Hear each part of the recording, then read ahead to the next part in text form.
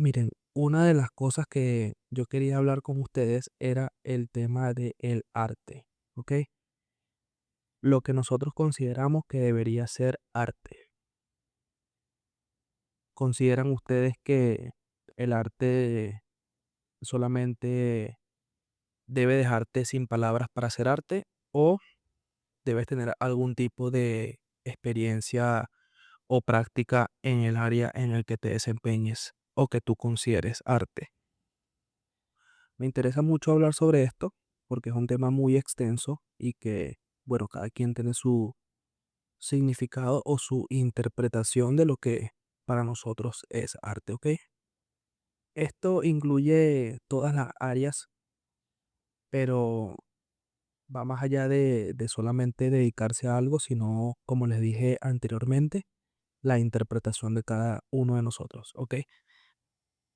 Para mí el arte, por ejemplo, debería ser todo aquello que te deje pensando cómo coño lo hicieron o cuántas horas tuvieron que haber pasado para llegar a ese resultado. Como ejemplo banal, ¿consideran ustedes que una persona que haga peluches o figuras en crochet, los que no saben qué es crochet, es este tejido que se hace con unos palitos metálicos que tú enrollas tu lana y vas tejiendo? ¿Consideran ustedes que eso es una expresión de arte o es una manualidad?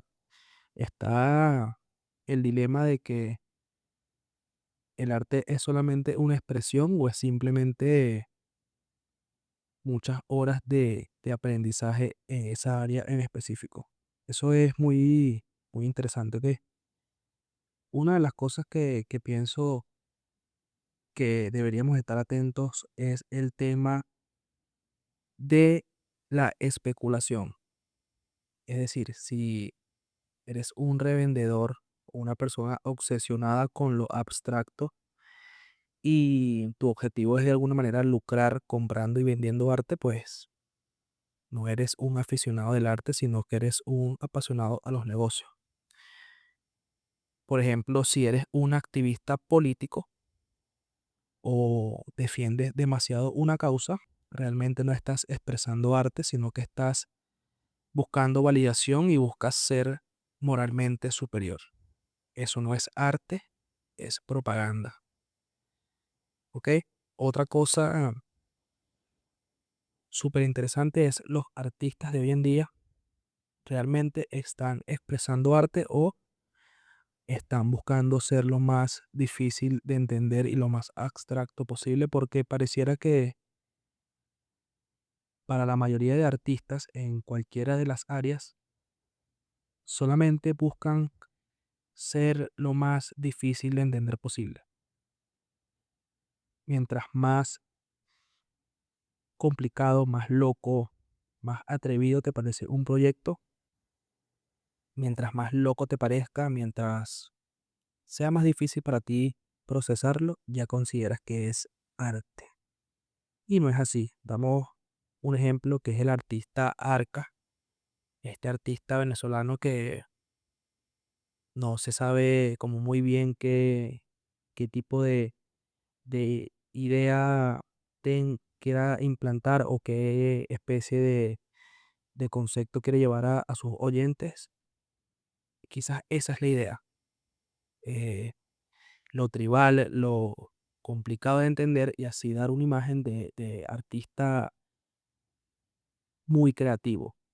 Entonces, por ejemplo, hay muchos casos de producciones cinematográficas o muchas series de Netflix, por así decirlo, que mantienen siempre al espectador en suspenso, integran cosas artísticas o muy difíciles de entender, pensando que tendrá un desarrollo más profundo o algo más lógico. Pues no, es simplemente ideas al azar que lo hacen con el propósito de tener a la mayor cantidad de espectadores pendientes de qué va a suceder y no lo hacen realmente desde el arte, por así decirlo, de querer expresar arte. Otra cosa que me llamó mucho la atención, eso lo leí esta semana, que son los ingenieros de prompts. Estas personas que se dedican a la programación y al aprendizaje de estos nuevos lenguajes de inteligencia artificial, están como por decirlo así en huelga o están intentando hacer una campaña a favor de que sean considerados artistas. Imagínense ustedes, personas que programan para la inteligencia artificial que no han agarrado nunca un pincel, están en huelga o se están quejando porque ellos piensan que deberían ser considerados artistas. Esto es interesante y es un claro ejemplo de lo que deberíamos pensar en qué deberíamos considerar como arte y qué no. ¿Ok? Damos otro ejemplo que sí integra expresiones artísticas, por decirlo así, con un poco más de peso. Por ejemplo, todas las personas que son parte de la comunidad de los drag queen, que es un movimiento social muy fuerte y es una combinación interesante entre maquillaje, que básicamente, bueno, artes plásticas, actuación teatral, actuación teatral, o sea, escuchen bien que es súper loco, y confección de ropa, es decir, diseño de moda. Es una de las profesiones más complejas del mundo y más allá si deberíamos considerarlo arte o no, también deberíamos considerar si es una profesión o si es un hobby, ¿ok? Muchas personas hablan de que esto es una de las mayores expresiones de arte en vivo. Y también hay muchas personas que han querido dar como un mensaje subliminal en todo este tema artístico, por lo menos Marcel Duchamp. En 1917, él agarró un urinario de porcelana y lo firmó y lo mandó a una exposición y llamó a este urinario, lo llamó La Fuente, porque él dice que él eligió ese objeto y una vez que lo intervino, pues le quitó su función útil y le puso un nombre nuevo, por lo cual ese objeto ya no era un urinario, sino que era una obra de arte. Lo más curioso de todo es que existen réplicas de ese urinario y se han subastado, imagínense ustedes, por más de 2 millones de dólares. Básicamente, básicamente él inventó el arte de no hacer un coño y que te paguen por eso. Imagínense ustedes. Y en cuanto al tema de la música, pues es más extenso todavía porque es increíble cuando muchas personas se reúnen para crear algo. Estamos hablando de música. Pero cuando esas mismas personas se reúnen es para pensar cómo pueden crear un gancho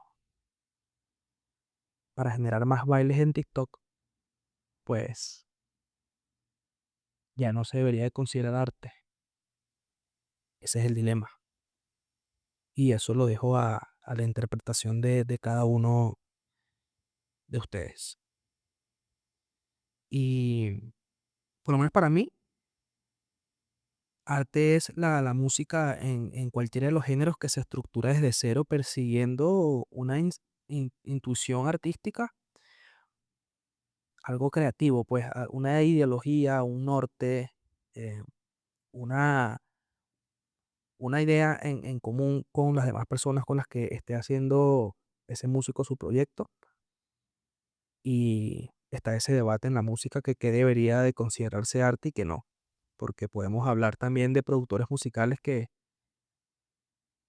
son unos genios a la hora de crear ritmos, de crear melodías, de hacer composiciones, pero se desvalida su expresión artística por los temas que tocan en esas canciones, a qué artista va a usar esas pistas, qué artista va a usar esos ritmos. Por lo menos antiguamente el arte se medía por la capacidad de imitar la realidad. Eso ahorita está súper distorsionado porque está bien, es muy arrecho una persona que dibuja en forma realista o que tatúa en forma muy realista, pero ya no solamente vemos el arte como la posibilidad de imitar la realidad tal cual, pues, o el realismo. Por lo menos Miguel Ángel, si hablamos de ya casos muy antiguos, no esculpió a David dándole martillazos a lo loco, por así decirlo. El tipo era literalmente el cirujano del mármol. Pero también cuántas veces tuvo que practicar eh, esas figuras en mármol para llegar a ese resultado. Entonces, ¿realmente era un artista o es simplemente una persona con mucho tiempo libre o con mucha convicción que hizo algo por mucho tiempo hasta que se le dio? El tipo era muy duro haciendo manualidades o realmente era un artista. Ven que cambia mucho la percepción, depende de quién estemos hablando, por así decirlo. Porque si hablamos de un músico famoso, desvalidan su punto porque por los temas de los que habla en sus canciones, pero realmente están creando algo desde cero. Entonces es como la hipocresía del arte. Más allá de debatir qué pienso yo que es el arte y qué no, toco este tema para que den un vistazo a sus artistas favoritos y realmente piensen un poco sobre, ¿realmente son artistas o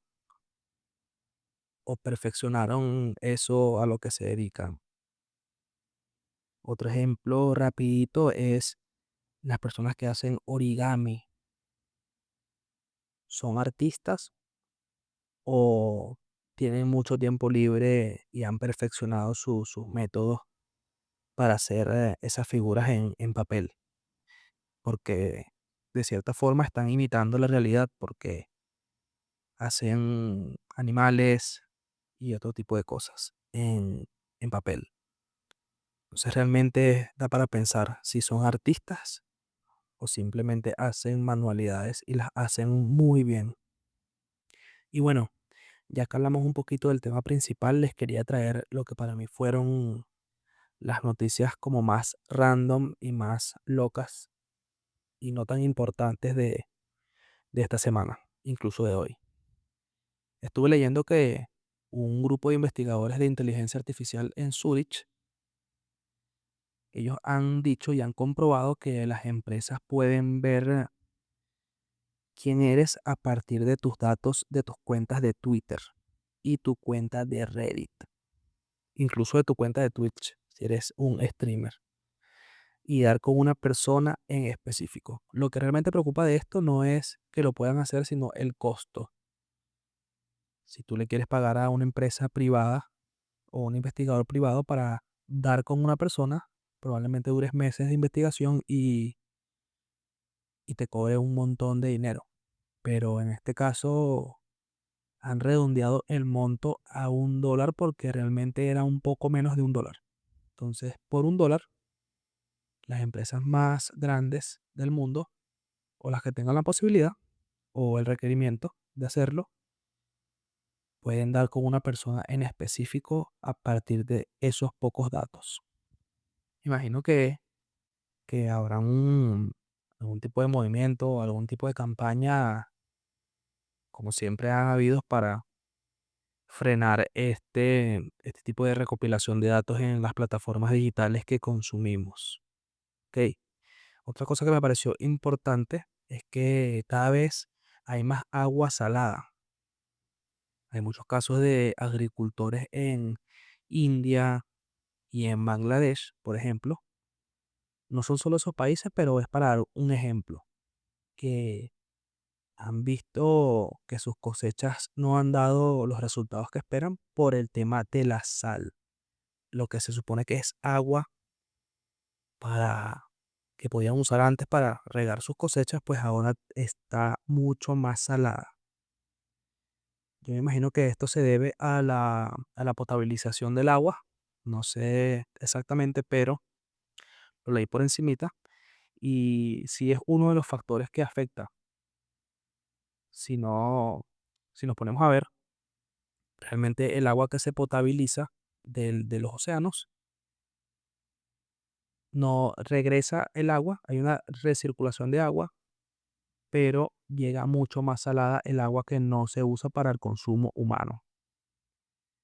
O sea, cada vez hay más agua salada en los océanos. Incluso hay cantidades de ríos que ahora tienen un porcentaje de salinidad un poco más alto. En el continente americano, incluso en Latinoamérica, menos, eso no aplica para la Antártida porque es el continente que no se ha visto afectado por este tipo de cambios climáticos, ¿ok? Porque sí es un problema climático.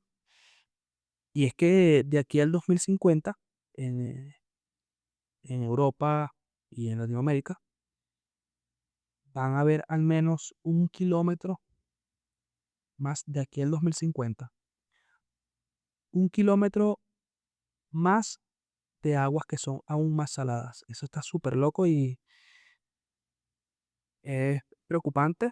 Claro, quizás en esta generación no podamos ver las consecuencias de eso, pero cada vez vamos a tener más cantidad de sal en el agua, ya que obviamente debido a cómo están cambiando las cosas, cada vez vamos a necesitar más potabilización de aguas de los océanos y de los mares. Y en Rusia, para cambiar un poquito el tema, se han puesto más estrictos con el tema de la protección del idioma ruso. Y si eres una persona extranjera o vives en Rusia y tienes la posibilidad de montar un negocio, una de las cosas que te van a afectar es que no vas a poder tener publicidad en inglés en tu negocio. ¿Qué tal? Al menos en formato físico. Si vas a montar una cafetería, por ejemplo, no puedes decir coffee, tienes que decir café, pero en su idioma, obviamente. Todo debe estar traducido al ruso, aunque las empresas que ya estén registradas en Rusia y que estén registradas en inglés, pues están exentas de eso. Otra cosa importante es que así sea un muy mínimo porcentaje, el Blu-ray está como creciendo. Cada vez se está vendiendo un poco más de películas en formato Blu-ray. Eso está interesante porque debido al avance tecnológico, cada vez hay, por decirlo así, periféricos que te dan mejores y mejores resultados y las plataformas de streaming parece que llegaron a su techo. ¿Qué quiero decir con esto? Que ya no se puede reproducir en más calidad de la que hay y hay muchos creadores de contenido que se están quejando del tema de la calidad de sus en vivos, de la calidad de su audio en programas de podcast, en artistas que hacen música, cadenas de televisión que ya se están dando cuenta que por más que inviertan en su infraestructura de periféricos, pues no van a poder tener mejores resultados ya que ya el streaming llegó como a su techo, por así decirlo. Uno de de las críticas más fuertes es que las personas más atentas se han dado cuenta que el streaming puede verse un poquito feo. El audio se comprime y el video se ve un poco feo en las escenas oscuras. Esto en cuanto al video. Y el Blu-ray es consistente y no desaparece cuando cambian las licencias. Eso es un tema muy importante también. Y por eso está volviendo a ganar terreno. El streaming, por ejemplo, representaba el 92% del gasto en entretenimiento en las casas de Estados Unidos en el 2025. ¿Ok? Esto es interesante porque las ventas de los Blu-ray están por crecer y están creciendo alrededor de un 12%. Esto es súper interesante porque hay dispositivos que para nosotros son muy usados y no llegan a ese 12%. Por lo menos en Estados Unidos se está viendo esa alza en dispositivos Blu-ray y en formatos de Blu-ray. Y bueno, quería darles esas noticias un poco variadas y tocar un poco el tema de lo artístico con ustedes. Y bueno, espero que se lo hayan tripeado, que se lo hayan vacilado. Y bueno, nos vemos probablemente mañana con otro episodio. Feliz noche.